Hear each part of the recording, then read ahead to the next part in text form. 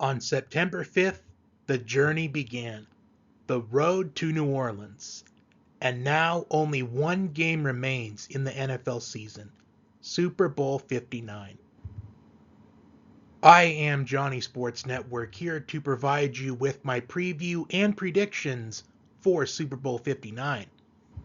Representing the AFC, we have the Kansas City Chiefs, the two-time defending Super Bowl champions, looking to become the first ever team to three-peat in the Super Bowl era.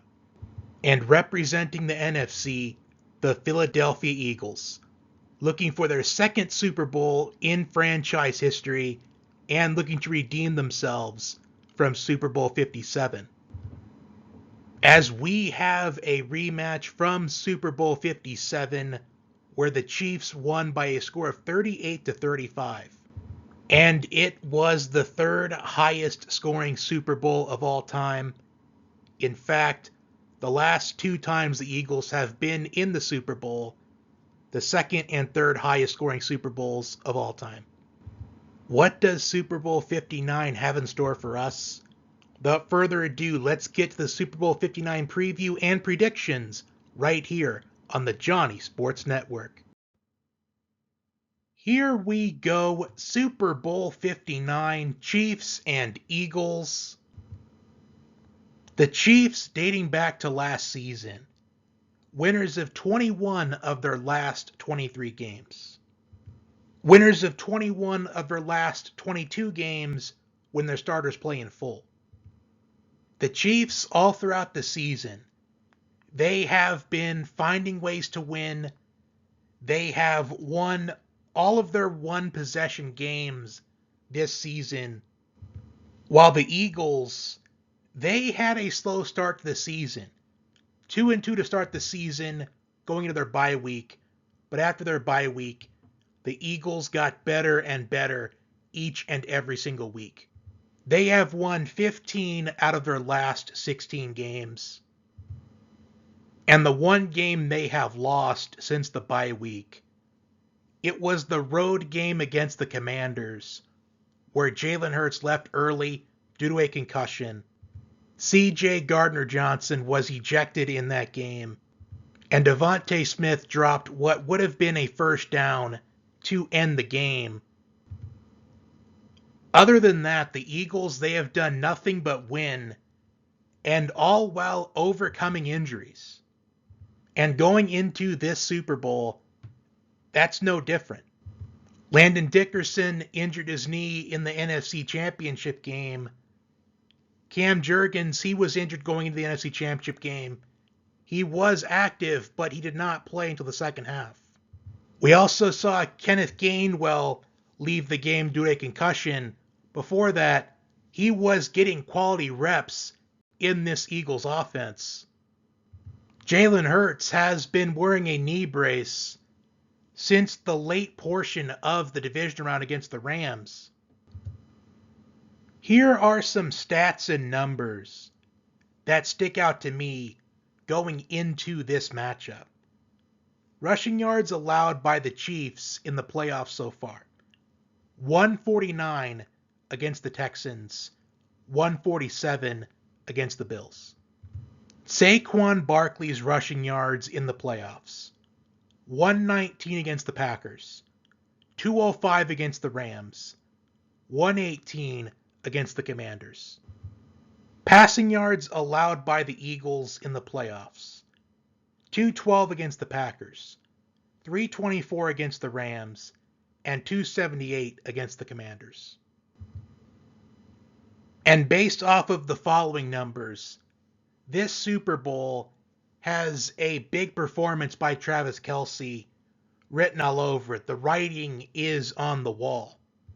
Eagles against tight ends in the playoffs: 26 yards and 5 catches to Tucker Kraft, 63 yards to Tyler Higbee and Colby Parkinson combined, 8 catches and 2 touchdowns.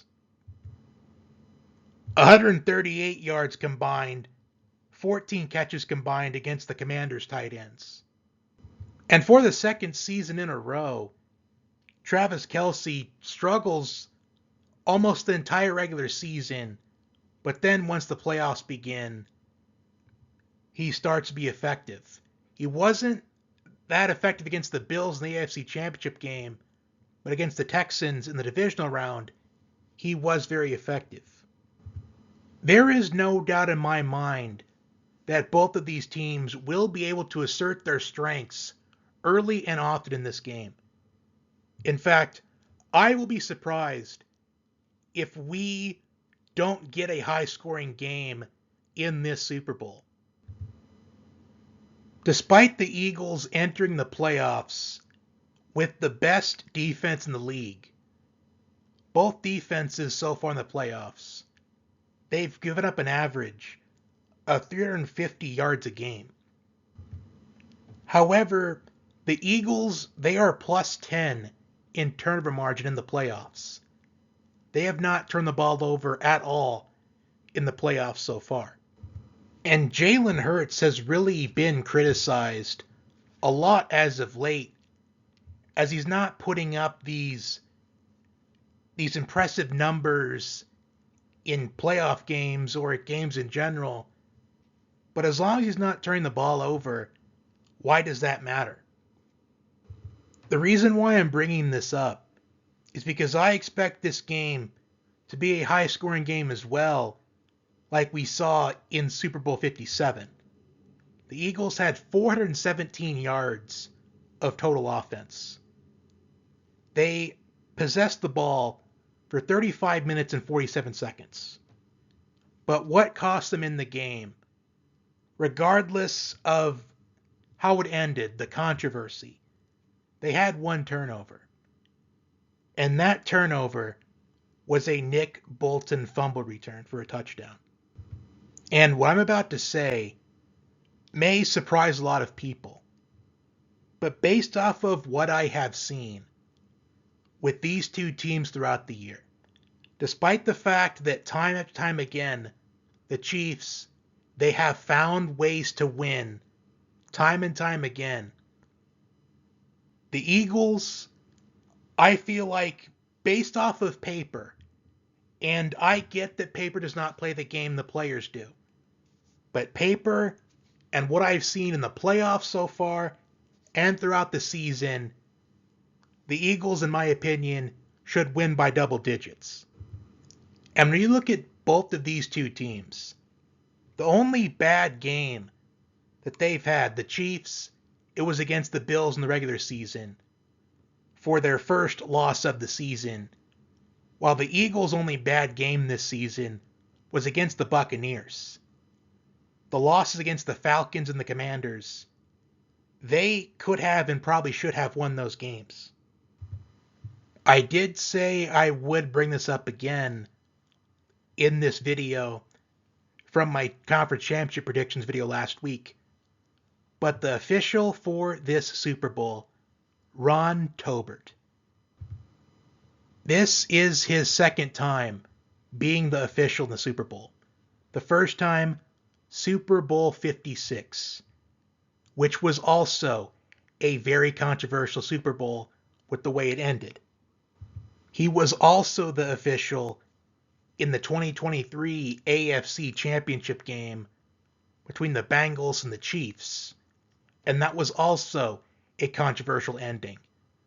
Really the moment that really got the momentum going as far as the narrative of there's bias towards the Chiefs.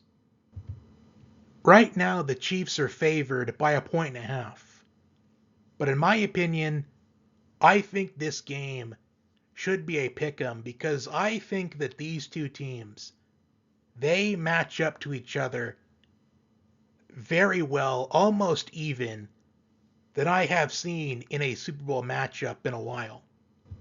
As I said a moment ago, based off of what I've seen between these two teams this season and in the playoffs, the Eagles should win by double digits, mainly because what I've noticed about the Eagles in the playoffs, in the wild card and the divisional round, the Eagles, they could have won by a lot more than what they really did. But Witnessing Chiefs games these days, it's the equivalent of watching the same movie, but you don't watch it as frequently and you don't quite remember how the movie ends. But then once you see the ending play out, you think to yourself, that's right, that's how it ended. That's the equivalence of Chiefs games nowadays. And knowing that, the Chiefs will win this game in a high scoring game. I think that it's going to be 35-31 Chiefs.